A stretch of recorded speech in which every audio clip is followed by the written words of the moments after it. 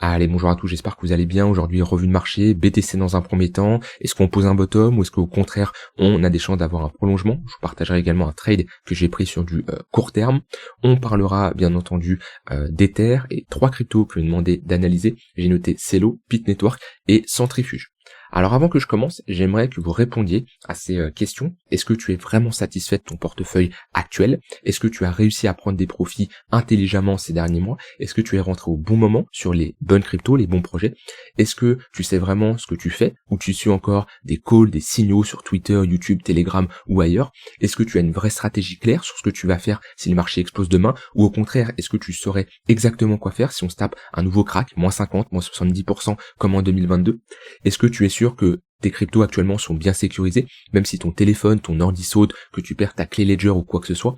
Et est-ce que tu as un portefeuille pensé pour ton profil, adapté à ton profil, ton horizon de temps d'investissement et ton capital? Si tu as répondu non à la majorité de ces questions, c'est qu'il te manque quelque chose, mais le bon côté, c'est que ça s'apprend. Et c'est exactement pour ça que j'ai créé le programme Crypto Investor, pour que tu aies des réponses claires, une méthode structurée et une vraie stratégie. À l'intérieur, tu vas apprendre à créer un vrai portefeuille solide, analyser des projets en profondeur, maîtriser ton timing d'achat et de vente, gérer tes émotions et ton risque, être prêt pour tous les scénarios de marché. Et à la fin, tu pourras répondre oui à toutes ces questions. Et surtout, tu sauras pourquoi tu fais ce que tu fais. Ça, c'est vraiment important de savoir ce que tu fais. Beaucoup naviguent dans cet écosystème sans savoir concrètement ce qu'ils font.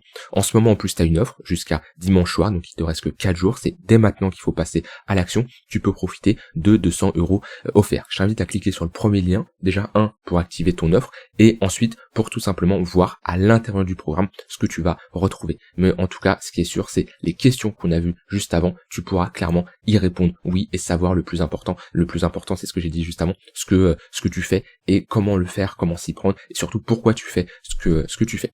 Donc voilà, je t'invite à cliquer sur le premier lien en description. Alors, je commence ici par le BTC. On a retracé.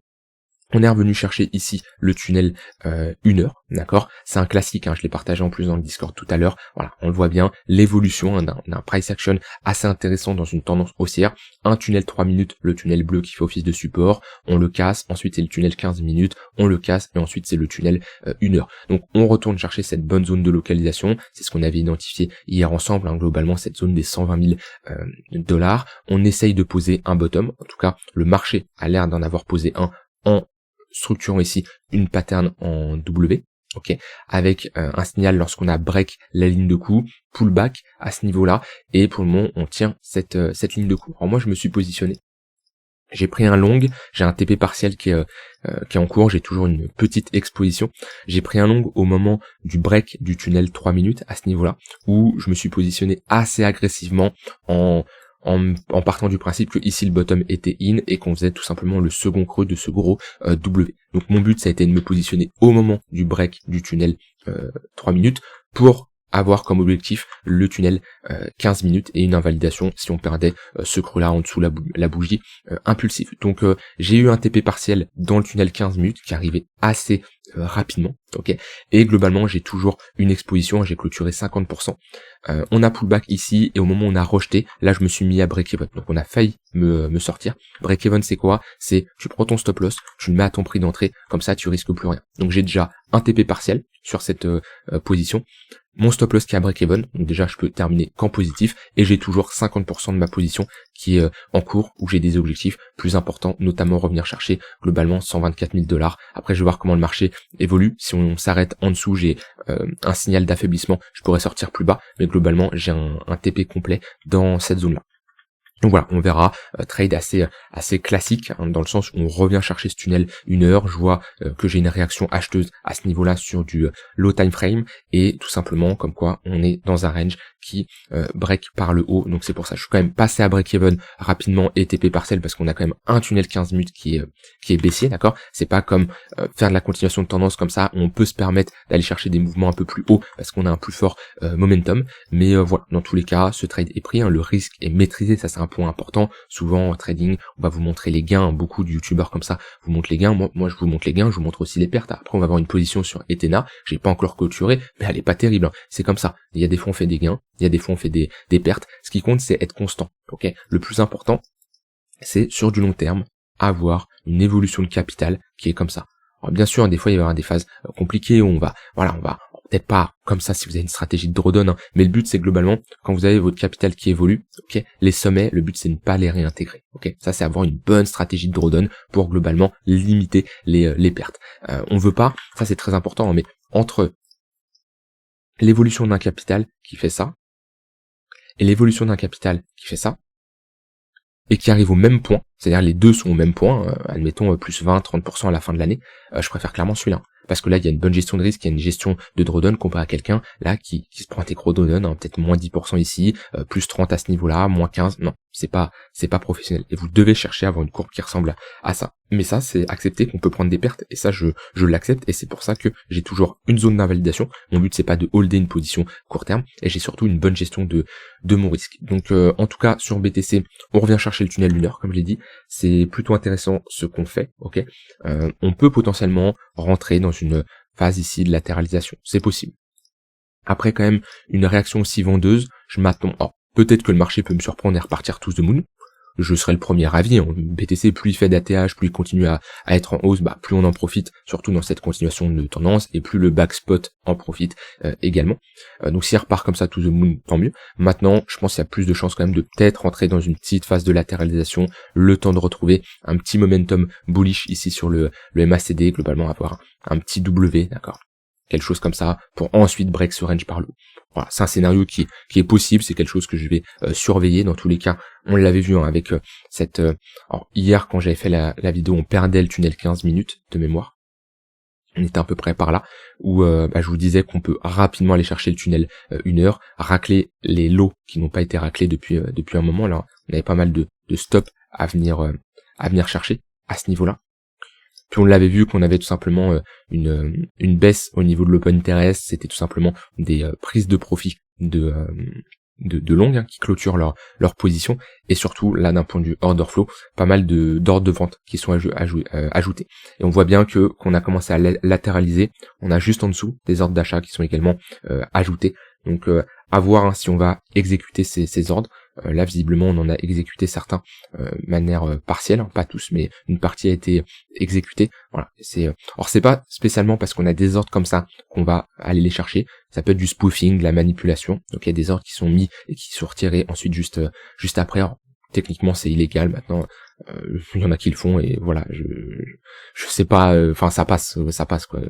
Après va prouver que si un tel a fait ça, bon bref, en tout cas logiquement c'est illégal parce que c'est de la manipulation, dans le sens où un intervenant avec des gros montants peut manipuler le cours comme ça en démotivant des acheteurs ou des vendeurs, en mettant des gros ordres de vente, d'achat, et globalement c'est du spoofing, donc c'est littéralement interdit. Maintenant ça se fait, surtout sur les cryptos, ça se fait très facilement. Donc ouais, il y a des ordres d'achat qui sont mis juste en dessous. Sur Coinbase ici, on a des ordres de vente 124 000 dollars à ce niveau-là. Donc voilà, c'est pour ça que j'ai un TP un peu quand même dans cette zone-là. Et puis voilà, on verra comment le marché réagit si on y va, mais dans tous les cas c'est plutôt intéressant, la demande qui est arrivée juste en dessous, on pose un bottom juste au-dessus. Donc dans tous les cas, on n'est pas dans une zone où je vais chercher des shorts de mon côté. Au niveau du tunnel d'une heure, ça reste compliqué parce qu'on est sur un niveau de support avec un point pivot weekly qui est juste en dessous, à ce niveau-là, 120 300 dollars. Donc moi, qu'est-ce que j'en pense sur BTC concrètement? J'ai un peu le même avis qu'hier, c'est juste que, comme je l'ai dit, on est toujours dans une tendance haussière et dans une dynamique où je vais plutôt chercher des longues. Un ravalement baissier comme ça, c'est pas ça qui marque un top long terme. Ça peut marquer un top moyen terme, et on peut être dans un début de top long terme, ça c'est tout à fait possible, mais pour moi c'est beaucoup trop tôt ici pour vraiment parler de retournement. Si on perd le 1 heure et le 4 heures, pourquoi pas? Si on commence à réintégrer les 117 000 dollars, ok, mais là on peut être juste sur un retracement, ou comme je l'ai dit, rentrer dans une phase de latéralisation. Allez, là on avait fait un ravalement assez fort, on rebondit dans le 1 heure, on fait 2-3 jours de hausse pour ensuite le break, M top. Après on est rentré dans un range et on a continué, d'accord. Je sais pas si on va faire globalement la même chose, possible, d'accord, mais dans tous les cas, pour le moment, on garde des moyennes mobiles sur du court moyen terme haussière. Donc à part le tunnel 15 minutes, ça serait bien de refranchir ce niveau par le haut. À ce niveau-là, ok, ça sera un signal plutôt pas mal de repasser au-dessus des 123 000, là c'est clairement objectif, 124 000, combler toute cette zone d'imbalance ici, et on sera globalement vers les 0,118 de Fibo, Voilà, c'est pour ça que ça, il y a un gros cluster de niveau qui est intéressant vers les 124 000 dollars. Mais étape par étape. Par contre, oui, si on commence à perdre ce niveau-là, à transformer le tunnel 1 heure en résistance, objectif ici, le tunnel 4 heures, mais comme je l'ai dit, d'ici là, on aura le temps d'en reparler. Mais de la même façon que j'en ai parlé hier, hein, posez-vous les questions, est-ce que vous êtes trop exposé, est-ce qu'au contraire votre exposition est bonne, hein, si vous êtes 100% crypto, 0% cash, c'est compliqué, hein, sur des niveaux aussi hauts d'être autant exposé. D'accord, moi j'ai complètement réduit mon exposition en crypto, enfin pas complètement, mais j'ai fortement réduit, c'est le mot que je voulais utiliser. Actuellement, je suis sur du 50-50, d'accord. Alors oui, j'ai pas mal de cash, c'est un fait, et si on a une bonne baisse, je pourrais clairement en profiter. Mais j'ai quand même des cryptos à 50% de mon exposition. Pourquoi? Parce que j'estime qu'on peut aller plus haut. C'est un fait. On est dans une zone qui est très délicate, hein. Proche d'un DTH, c'est toujours des zones qui sont délicates, à moins que on a ici vraiment de l'acceptation où je pourrais légèrement re-rentrer plus haut et renforcer mon exposition. Mais actuellement, je préfère préserver une partie de mon capital au cas où on a un dump. Je préfère fonctionner comme ça qu'être à 100-0. Comme je l'ai dit, 100% crypto, 100% crypto 0 cash, ou inversement 0-100, ok, et automatiquement me faire piéger si on monte ou on baisse. Toujours, comme je l'ai dit, être flexible et avoir différents scénarios en tête comme ça et pouvoir s'adapter. Quand vous avez du cash, vous êtes toujours à l'aise, hein. J'en ai beaucoup parlé ces derniers mois, ok, et j'ai beaucoup de commentaires qui m'ont dit oui Nico, depuis que j'ai mis du cash de côté, bah je me sens beaucoup plus à l'aise. Faites-le, vous verrez, ça change énormément. Bon, voilà en tout cas pour cette mise à jour sur BTC. Je vous fais la mise à jour de mon trade sur ENA, comme je l'avais dit. J'ai pas pris de SL pour le moment parce que, comme je vous l'avais dit, sur des trades comme ça, sur du moyen terme, j'ai des stop loss en mode clôture, d'accord. Quand je me positionne comme ça sur du swing ou même sur du plus long terme, là on est entre les deux, hein. On est sur du swing voire du moyen long terme quand même. C'est une position, je pense, garder quelques semaines encore. J'ai une invalidation en clôture. Ça me permet d'éviter de me faire chasser sur des mèches comme ça, d'accord. Et vu que c'est des positions, très souvent je prends en spot, ou alors avec un effet de levier très faible. Pourquoi? Parce que vu que j'ai un écart assez important entre mon prix d'entrée et mon stop loss, ici de 12%, j'ai pas besoin d'avoir une grosse taille de position, hein. Je vous rappelle, la taille de position, vous ne la calculez pas avec l'effet de levier, d'accord. Vous calculez votre taille de position et ensuite vous décidez si oui ou non vous achetez, vous achetez avec un effet de levier. Beaucoup font l'erreur de se dire ah bah l'effet de levier c'est obligatoire, ça me permet de gagner plus. Oui, mais ça te permet de perdre plus également. Donc voilà, je vous montre un trade qui pour le moment est perdant. Je suis toujours transparent avec vous, comme je vous l'ai dit, je vous ai montré un gain avant, bah là je vous montre une perte et je serai toujours transparent avec vous parce que pour moi c'est le plus important, ok. Et ça serait de vous mentir, de vous dire je prends jamais de perte. Bah non, j'en prends. Est-ce que là je vais prendre une perte? Eh ben on le verra. Ok. Pour le moment, comme je l'ai dit, si on commence à clôturer en daily en dessous de ce niveau-là, je sortirai parce qu'on perdrait le tunnel daily, on aurait une sortie de ce range par le bas, on aurait, ça serait un ciel qui serait pas terrible. Donc pour moi, je garde cette position et on verra ce que ça donne de ce côté-là. Voilà sur ce trade ici au niveau d'Ether. Ether, pareil, on est revenu chercher le tunnel 1 heure, on est revenu chercher la liquidité qu'on avait identifiée ensemble, ici, sous ce creux-là, 4475 dollars. On y va, réaction acheteuse qui est quand même là, avec cette mèche plutôt basse, et idéalement, là, ça serait bien de former cette structure en W. On voit que BTC, lui, a un peu d'avance. Pourquoi? Parce que il s'apprête à passer au-dessus du tunnel 15 minutes, que Ether, lui, pour le moment, l'a très peu touché. Il a fait une mèche haute dedans, ici, mais pour le moment, phase de latéralisation, Ether un peu plus faible pour le moment, mais bon, il a quand même très bien performé, et on laisse la paire quand même ETH-BTC respirer, hein, ça on l'avait parlé, on l'avait vu ensemble quand on avait bien pump, et on peut retourner chercher le tunnel daily, pourquoi pas, pour poser un bottom et avoir une continuation. C'est normal après un aussi gros pump de connaître une petite phase de correction. Donc Ether qui reste dans ce range là, pour moi le plus important sur Ether, c'est le niveau des 3900 dollars. Ok, c'est la grosse polarité où si on la perd là sur du long terme, ouais, ça serait pas terrible. Maintenant, quand je regarde comme ça sur du moyen terme, bah on trace nos niveaux. Nos niveaux ils sont assez simples à tracer. C'est le niveau des 4250, le niveau des 4500, le niveau des 4800 dollars. Et ensuite, bah quand on évolue au-dessus, c'est un niveau qui fait office de support. À ce niveau-là, c'est un niveau qui fait office de support, office de résistance, et on adapte notre curseur d'exposition, on prend nos profits, on rentre en position en fonction de ces niveaux-là. Bien sûr, pas que, hein. Le trading, c'est pas juste je trace un niveau de support, j'achète qu'on est dedans, et je vends qu'on arrive sur un niveau de résistance. Il y a toute une question de gestion de risque, toute une question de signal d'achat, une question de trade management, de psycho, etc., etc. Mais ouais, là, actuellement, on est dans une bonne zone pour chercher des longues sur Ether, vu que, comme j'ai dit, on a fait une mèche bien basse, on a raclé pas mal de lots ici, et chercher des longues à ce niveau-là. En plus, il y a un point pivot weekly légèrement en dessous, on est dans le tunnel 1 heure, on peut clairement être dans une très bonne configuration pour chercher des longues, avec une invalidation si on perd ce niveau-là, si on a une clôture sous ce niveau-là, parce qu'on aura de grandes chances de retracer, et pour revenir chercher globalement 4006, 4007, voire avoir une exposition au cas où on retourne chercher beaucoup plus haut. Mais là, très bonne zone de localisation, selon moi, là où on se trouve sur Ethereum.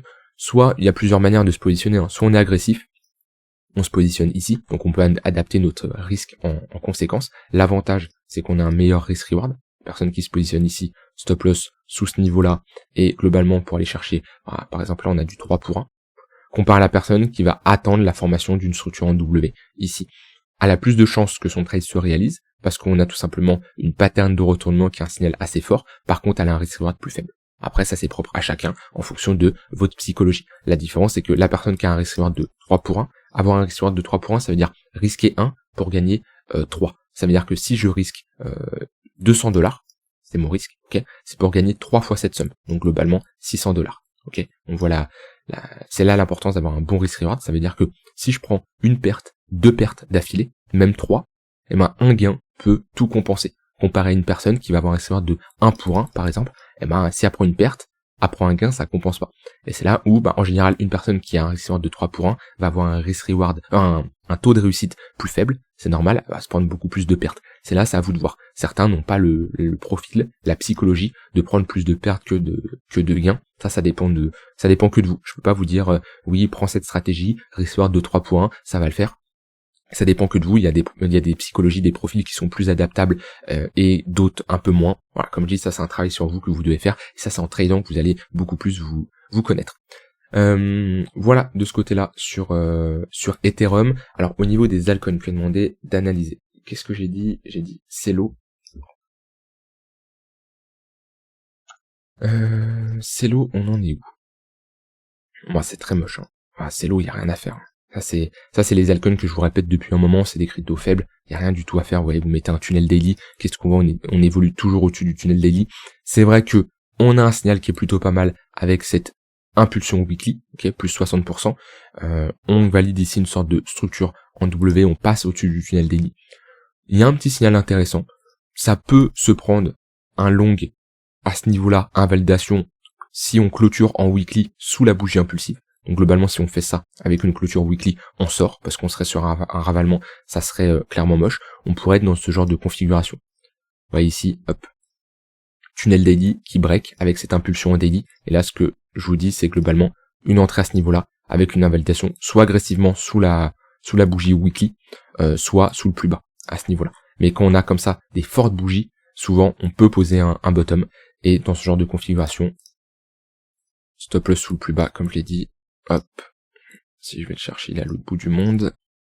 Et globalement, on va chercher du risk-reward de 2 pour 1, 3 pour 1. Après, on peut garder une exposition au cas où on va plus haut. Mais vous voyez, faut pas aller chercher non plus sur des cryptos comme ça qui font se mettre de plus en plus bas. 0,78, 0,5 de retracement à 2,5 pour 1.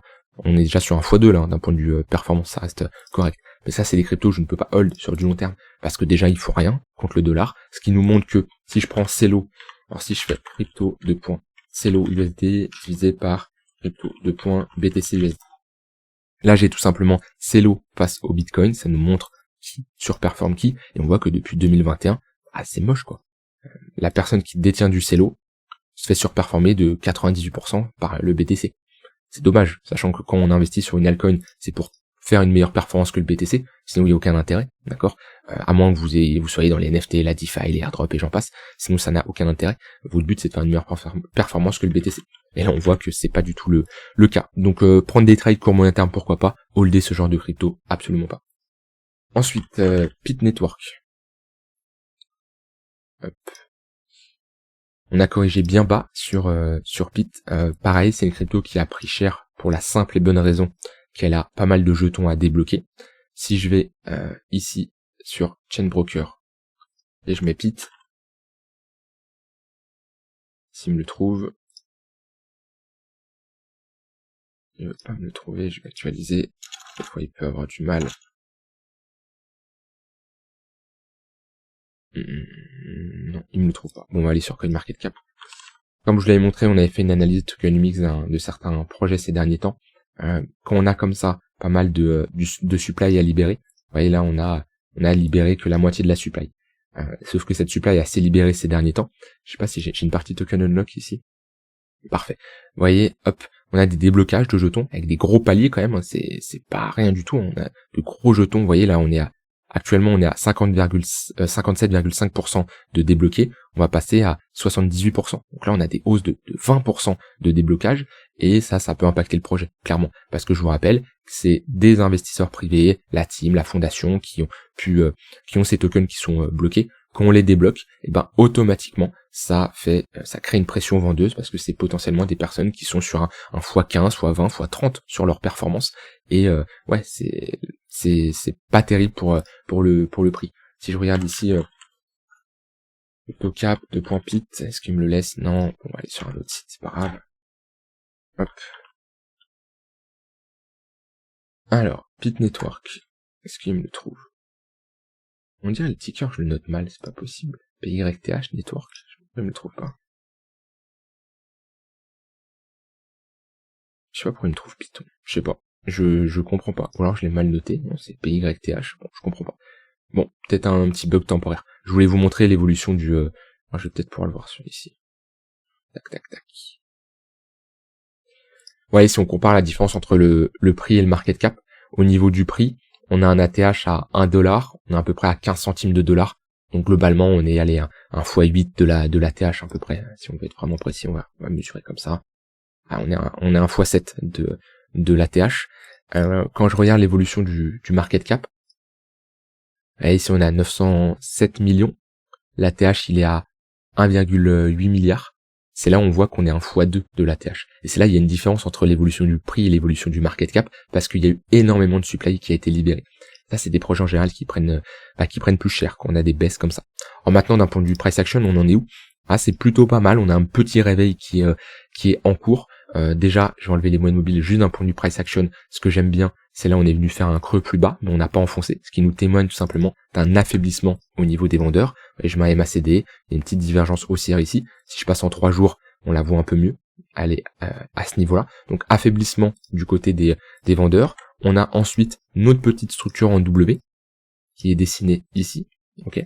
On break, on pull back la ligne de coup et pour le moment cette ligne de coup tient. Alors on est dans le tunnel daily, ça serait bien de avoir un break et une confirmation au-dessus, mais là on pourrait carrément valider une épaule tête épaule inversée à ce niveau-là, et ça nous formerait un gros bottom où là on aurait de très fortes probabilités de retourner dans un premier temps chercher cette zone de résistance, puis après si on la réintègre, on a celle-ci, zone de résistance à ce niveau-là intermédiaire, on a ce niveau-là, puis après on n'a plus grand-chose.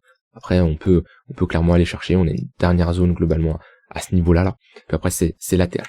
Donc, on peut être sur un gros bottom sur Pit, ça peut être intéressant. Surveillez toujours, comme je l'ai dit, ces phases de déblocage de jetons. Ok, ça peut être assez violent pour le prix, à savoir que le marché l'anticipe, hein, il price en avance, donc ça c'est quelque chose que vous devez prendre en compte. Mais ouais, globalement, va falloir surveiller les différentes clôtures qu'on va avoir ces prochains temps. Mais même là déjà, les clôtures qu'on a eues sont plutôt quand même pas mal d'un point de vue price action.